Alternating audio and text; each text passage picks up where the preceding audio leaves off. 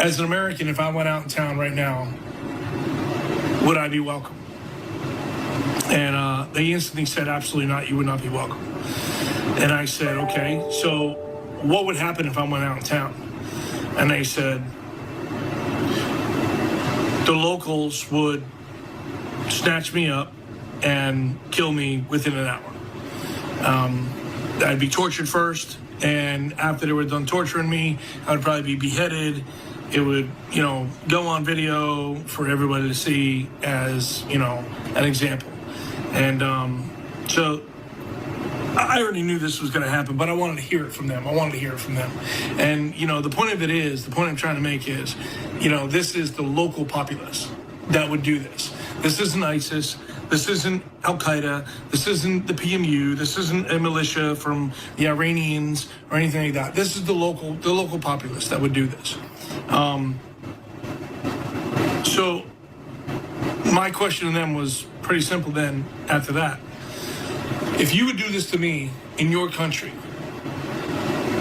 why would I let you in my country? Because all this means to me is that if you have the opportunity to take the life of an American, you would do it. The rats are leaving the sinking ship. Tony Podesta is stepping down from his powerful lobbying firm. Now that's been exposed, he took hundreds of millions in Russian cash. Then his brother blamed Trump, hoping it would cover for them. But they failed. Tony Podesta, the guy who was in the Washington Post in 2007 showing pictures of naked children on his walls who'd been paddled, saying, I have deviant art, and I don't care what you think. Yeah, buddy, we know all about it. Things aren't going too well for Kevin Spacey, apologizing for trying to rape a 14-year-old. It's all coming out. See how you guys like it. Your gang raping of America is coming to an end. Stephen Gurn is our guest. Marine, decorated contractor, you name it. Not going to get into all the stuff he's done. Obviously, facebook.com, Stephen.Gurn. Undoubtedly some of the most viral videos on the web. Before we play one of these, and then one of the latest that's been censored, where you call down Antifa that's calling for your death. They're allowed to call for your death. You're not allowed to say it's wrong. We have a Millie Weaver video out right now where her and Gavin discovered the same thing on Roger Stone. They're bragging how they got him banned while they're calling for violence. You had a story to tell about that. Yeah, there was this last time, obviously, when I was in Iraq, just before, just after the Orlando shooting. And that was actually played in the Chow Hall that morning. And obviously, I was over there and a lot of things that were going on every time that something would happen. I would obviously look at some of the Iraqis and say, hey, what do you feel about this? Well, that particular morning after the Orlando shooting, when we obviously seen what was going on, I had gotten into the vehicle. When I got into the vehicle, my driver, and I won't say his name, but he was a Muslim. I had asked him, I said, so what are your thoughts about the Orlando shooting, which was a terroristic act? And his response to me was, Inshallah. So Inshallah means in Arabic, it was God's will. So that's the mentality of these people. They don't care whether or not we're dead or alive. Preferably they want us dead. But it was at that point when I really, really realized that there is no working with these people, 100%. For him to sit there and say to me, Inshallah, for all those people who died, it was God's will. I just pretty much, and that was shortly after I made the video. And those are mainly liberal gay people being killed. I'm not blaming them for it, but I mean, they're trying to bring more of these guys in that want to kill them. Here you are, a Marine, a patriot, a contractor over there trying to stabilize their country, trying to keep super radical Wahhabist ISIS from taking over. And you mean nothing, even though you're in a vehicle. I couldn't do that. Being in a vehicle with somebody who doesn't even care that your people just died, it just the total disrespect. They don't care. They don't even, they don't even want us there. They want the money. That's all they want. They want the money. We keep building their infrastructure. We build their Air Force. We build their Army. We keep doing this. And you know what? It just kicks us in the face every time. We have these foreign military, projects that we do over there, and we spend billions and billions of dollars for what? you know, all they do is they destroy the equipment. They steal it. They bring it out in town. They sell it. We continue to do this, and there's no reason. One example I heard was a water truck going to give water to people that didn't have water, and the guard guarding it stripped down naked and got in the truck and swam around naked and didn't care he was going to give them all cholera. It was a total selfishness. It's just God's will that he wipes his ass with the water supply. Yeah, that's it. And I mean, because of the sectarian violence and just everything that goes on there, you know, they're just trying to, we are the primary enemy, but once we're out of the way, they're just going to fight themselves anyway. Yeah, no, I agree. The policy, like Trump said early on, is get out, but he's trying to stabilize it, knock out the ISIS cancer, and then pull out. At least that's what the military says. We've had some success. What do you think of what Trump's done so far? I think he's done great things so far. I just really wish, believe it or not, that we would just go. We would stop. My thoughts personally at this point, President Trump is doing amazing things, but what we need to do is just stop. Stop funding all their projects. Get out of Iraq. Get out of Afghanistan. Get out of Syria. Let them do whatever they want to do.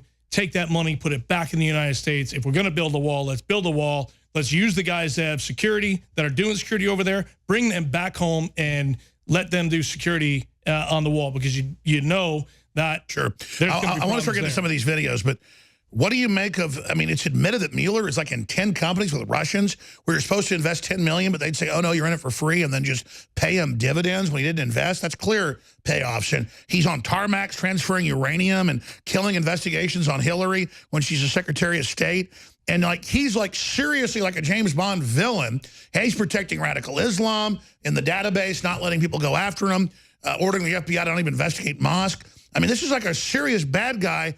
And then they bust Manafort with stuff of like offshore accounts for foreign elections he ran. And the word is it's not even illegal, and it doesn't have to do with Russia. How obvious is that? I don't understand why he's not stepped down. I mean, it's unbelievable to see, you know, the audacity of these people who continue to, you know, destroy our country. And they do it without any... They sleep great at night. Impunity. Just like Hillary Clinton. I don't know how that woman sleeps at night, but she obviously does. Or maybe she doesn't. Who knows? No, she gets off on, she liked ordering a stand down in Benghazi. That's her dominance, is to kill U.S. troops. It is. And she doesn't care, because you know what? For her, it makes money. It really does. It makes money. She's a sociopath. There's something seriously wrong with that woman. But, well, let's go ahead and start going to a few minutes of the banned video about a year ago of you laying all this out, 48 million views, and that's, again, they froze it for a while. It'd probably be 500 million if they hadn't blocked it. Here it is. I don't work over in the United States. I work overseas, and I'm currently in Iraq, which is one of the countries that were on the list. And there's been a lot of discussion about the executive order. Obviously, in the United States, there's lots going on, and over here, there's a lot going on as well. Just a lot of things you all don't see. So the other morning, we were having a discussion on the executive order, and a lot of the Iraqis obviously showed their displeasure in this executive order, and why they feel like they've been betrayed by the United States and so on. Now, I'm not here to get into a discussion with you about policies or this or that or anything like that. I just want to talk to you and make a comment about the discussion I actually had with these gentlemen. So I listened to what they had to say, and after they were done, you know, yelling and screaming about their opinion on things, I asked a simple question, and I got an answer to that simple question, and I got it without hesitation. My simple question was, as an American, if I went out in town right now, would I be welcome? And they instantly said, absolutely not, you would not be welcome. And I said, okay, so what would happen if I went out in town? And they said, the locals would snatch me up and kill me within an hour. I'd be tortured first, and after they were done torturing me, I would probably be beheaded. It would, you know, go on video for everybody to see as, you know, an example. And so I already knew this was going to happen, but I wanted to hear it from them. And, you know, the point I'm trying to make is, you know, this is the local populace that would do this. This isn't ISIS. This isn't Al-Qaeda. This isn't the PMU. This isn't a militia from the Iranians or anything like that. This is the local populace that would do this. So my question to them was pretty simple then after that. If you would do this to me in your country, why would I let you in my country? Because all this means to me is that if you have the opportunity to take the life of an American, you would do it. So maybe that's something you all need to think about back there. If this is the way some of these cultures feel, this is the way that these countries feel about Americans, why would you be so naive to believe that if they came to the United States, they would do anything any different than what they would do right here in their own country? Wow, and that's why they banned it. It's pure common sense. Why would we commit suicide? We're not welcome in their country. Why would we bring them here? In ancient times, man roamed the earth in a constant state of hunting or being hunted. Introducing Caveman, where cutting-edge science meets ancient super nutrients. Secure your bottle right now at InfoWarsStore.com.